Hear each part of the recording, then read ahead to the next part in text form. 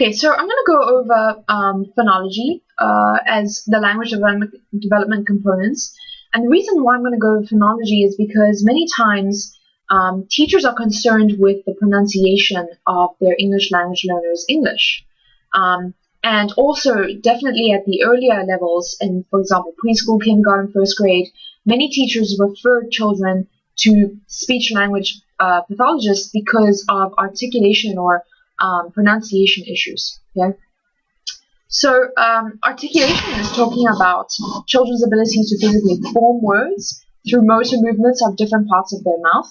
Remember that there are different sounds that English language learners are going to encounter in English than they had in their first language, and so it does take a considerable time for English language learners not only to hear the sound differences, but also to figure out physically in their mouth how to pronounce those differences.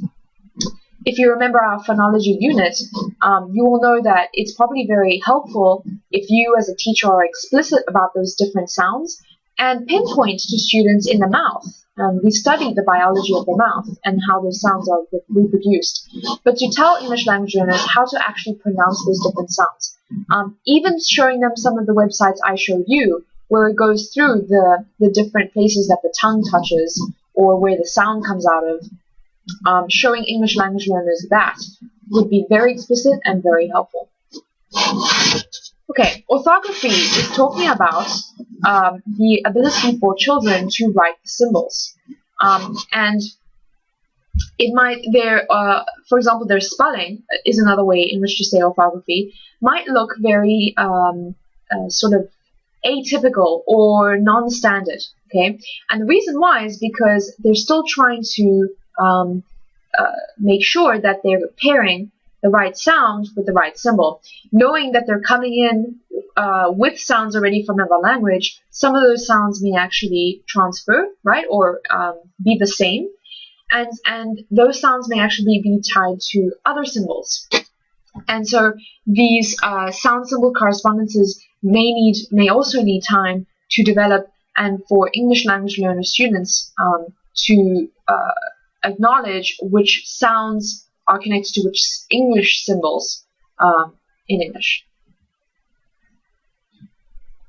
So now we're going to go into our activity for this week, which has stronger sound symbol correspondence, English or Spanish. Okay, so what I want you to do is consider this passage in English, and I'm going to read it for you, and it's useful if you follow along. We must polish the Polish furniture. He could lead if he would get the lead out. The farm was used to produce produce. The dump was so full that it had to refuse more refuse. The soldier decided to desert in the desert. This was a good time to present the present. A bass was painted on the head of a bass drum. When shot at, the dove dove into the bushes. Okay, so if you consider the O in Polish versus the O in Polish, you'll notice that that same symbol has different sounds connected to it. Okay, so Polish, that would be A, Polish would be O, even though they're represented by the same symbol. And so this is where English language learners might get confused, because they have to learn that some symbols in English are connected to different sounds. Okay, this is very different to some of the languages that English language learners are coming with. So for example, in Spanish, I'm going to read a couple of lines from this passage in Spanish. And what I want you to do is focus on whether the sound of this letter, the symbol A, is always the same. Okay? So the question is this symbol, the sound connected to it, always the same? Había una vez, en un lejano país de ensueño, un castillo donde vivían una princesa llamada María y su hermano el príncipe Juan. Un día, mientras Juan se preparaba para nadar, María jugaba cerca de la piscina con su juguete favorito, una pelota dorada. Okay, so if we were to compare this symbol, right, it would be había Una, lejano, país. Do you notice how it's always the same? It's a, a, a. And in fact, all A's, that symbol A in Spanish, is always going to be pronounced a. So my question to you, and if you would like to fill out, if you would like to use a form in which to help you with this activity, the document is available in this unit under activities. You can see, you can answer the question, which language has stronger sound symbol correspondence? So in which language is the sound connected to the symbol much stronger, so that it's 1-to-1? Okay. The second question is, why would a Spanish-speaking English language learner make the following orthographic error? If you know me, call the police. Right? If you know me, call the police. Right? Written right here for you. Instead of, if you know me, call the police. So this child has spelled, if you know me, call the police in this way. Right? No, without the K, without the W. Me, so this E sound is they put as representing, the Y represents it. Call the police. So the answers are that Spanish has a much stronger sound to symbol correspondence. That's because the sound does not change, does not vary as much as it does in English, right? In English, we saw that even just that O was connected to a different sound, even though it's the same symbol. In Spanish, there's a much closer relationship between the sound and the symbol. So we say that Spanish has a stronger sound symbol correspondence. And then the Spanish speaker would make these spelling mistakes because there are multiple there are multiple sounds, symbols connected to different sounds, and ways to represent these sounds with different symbols. So we know that the sound, the word no, can be represented this way, but it can also be represented with the K and OW.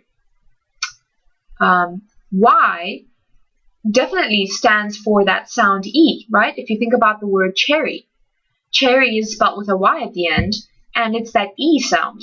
Okay, so it can represent the sound E, but in this particular spelling, we would need the letter E.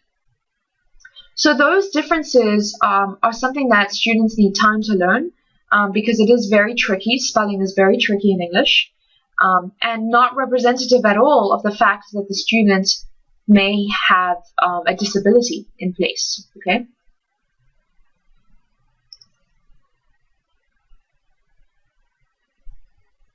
Okay. So another component of children's phonological skills is phonological awareness, and this is made up of several different components. So, for example, children's knowledge that words are composed of sounds and that sounds form words, right, phonemes. Children's ability to break down words into their units, into their syllables, and also children's ability to form an association between the alphabet letter and the spoken sound so that they can start to develop basic reading skills. Since this ability would provide the child with the task of sounding out new words. Okay. However, think about the typical language development of children in the following situations. With the first language that uses the Roman alphabet with different sounds, like in Spanish. Okay, think about the processes that they would have to go through in order to start placing phonemes with symbols, and then being able to sound out the symbols and sound out the words. Okay. How about an English language learner that uses a different writing system, such as Chinese or Arabic? Okay. So in Arabic, they would now have to learn a whole sort of the new symbols in the Roman alphabet, and also how the sounds are connected to the symbols. And then how about for English language learners who are not literate in their first language, or whose first language does not have a writing system. In that case, these students would have to be introduced to the whole concept of connecting sounds to symbols, plus learning the new symbols, plus learning the sounds that are connected to them. So you can see that the background, these sort of three representative cases of the English language learners really differ, and the amount of time that each of these students would need to become efficient readers and efficient writers and be able to spell correctly would be very, very different based on the background knowledge that they're bringing with them to the classroom.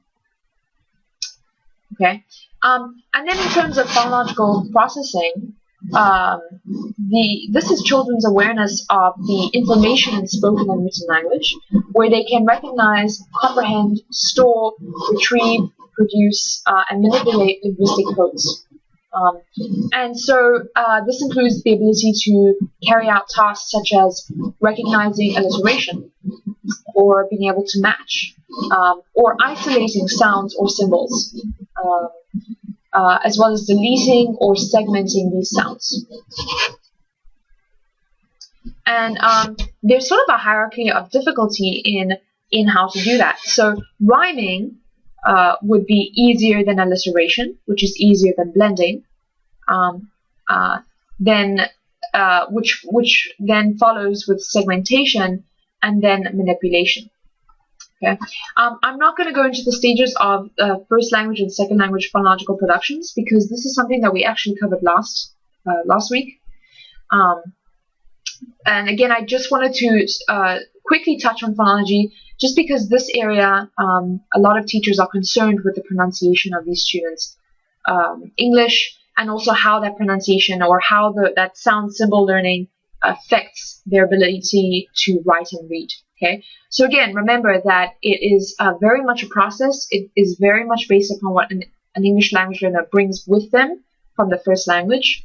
And all of these aspects of phonology tied to symbols needs to be taught explicitly to these students.